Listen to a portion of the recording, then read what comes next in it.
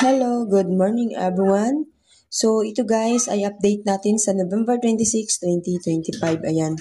So sa mga sa mga naka-follow sa akin sa Facebook page ko at doon po sa Facebook account ko, ayan, sinasabi ko po sa inyo guys na mahalos mag-iisang buwan na po na wala yung page ko. At hindi ko po alam kung makakabalik pa po ako doon sa dati ko pong account kasi nga po 180 days po yung binigay na palugit para maayos yung Facebook natin. Pero sana maayos ko guys kasi namimiss ko na po lahat ng ginagawa natin doon sa page ko at napakarami ng followers natin doon na naghihintay.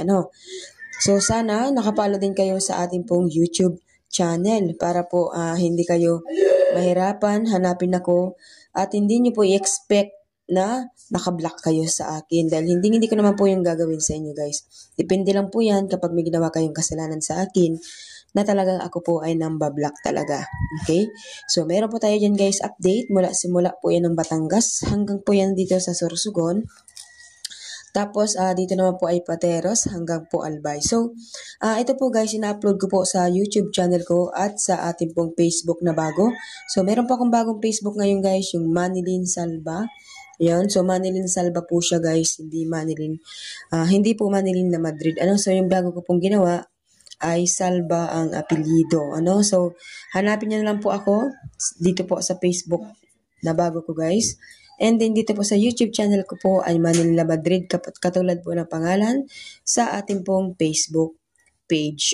So sana guys wag kayong mawala ng pag-asa. Hintayin niyo pa rin ako. Ayan, umaasa.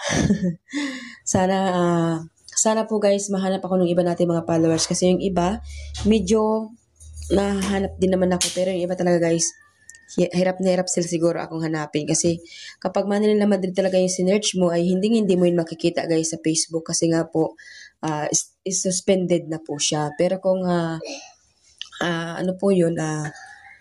sa YouTube po kayo magsi-search ay mabilis nyo pong makita ang Manila Madrid. Okay? So, yun naman guys. Sana i-like nyo at i-share itong ating video.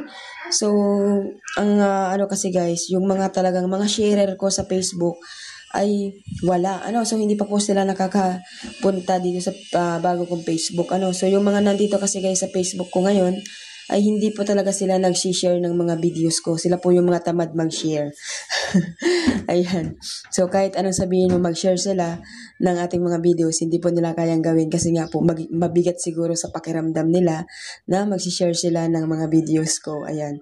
Pero yung doon po sa page ko, meron pong nag-share ng mga videos ko. So sila po yung nawala kasi. Nawala po sila, hindi po nila ako mahanap. Ayan. So hanapin nyo ako guys para ma-share nyo agad itong ating mga videos. So yung mga yung hindi mga sharer guys, sila pa talaga yung mga nakaharap sa akin ng mabilisan. So hindi po talaga nila, wala pa talaga sila guys, kabalak-balak mag-share ng mga video ko.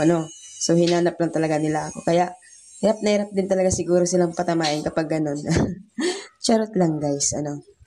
So yun lang po, maraming salamat po sa inyo and God bless po sa inyong lahat.